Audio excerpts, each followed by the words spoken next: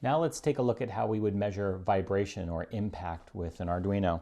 I have a couple of sensors right here. This is a slow vibration sensor. This is what they call a fast vibration sensor. It's basically how sensitive it is to impact or vibration. And the way this works is probably easiest to explain with a quick diagram. Inside this little metal can is a spring, and typically they're weighted on the top and then a little bit longer. And that's inside this black tube here. And that spring wire comes down. And then in the middle of that is another wire, usually a little more rigid. And what happens is when that spring moves back and forth, when it makes contact to this pin, it closes the connection. It's as simple as that. And we're going to hook this up by connecting the spring wire to positive 5 volt, and the center core wire will connect to pin 2.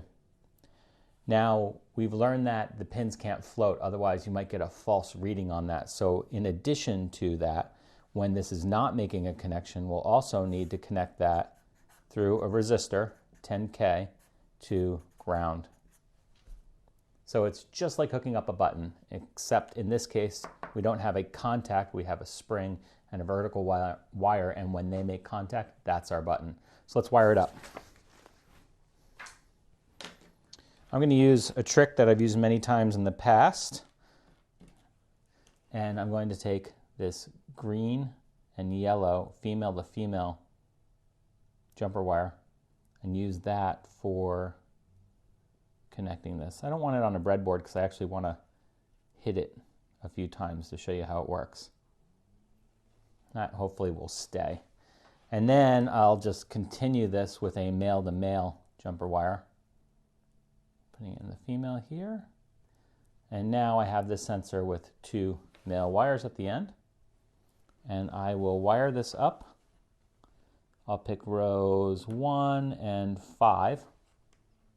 It doesn't matter which goes to which, but one of them we know is going to connect to pin 2 of the Arduino. Get this in the frame here.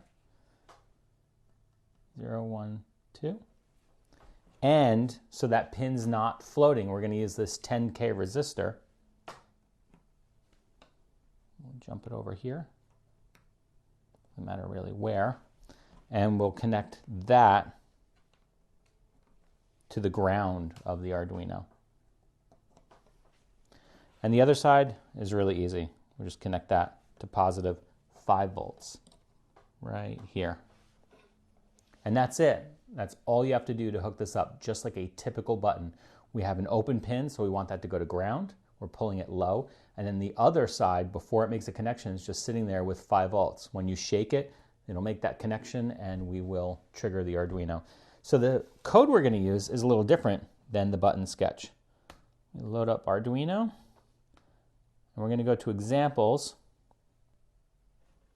digital, state change detection. And why am I using that? Well, it's a great way of checking a pin over and over whether something has changed, whether it's gone from high to low. And that's exactly what this setup is going to do. And this will check it very fast and will give me an indication with an LED. If you look at the code right here, it tells you to connect it to pin 2 with 5 volts. The LED is pin 13. You know what? Why don't I go ahead and add an LED to that pin 13 real quick. And I'll switch my ground over to here. And I'll put my LED in there. That's just so you can see it.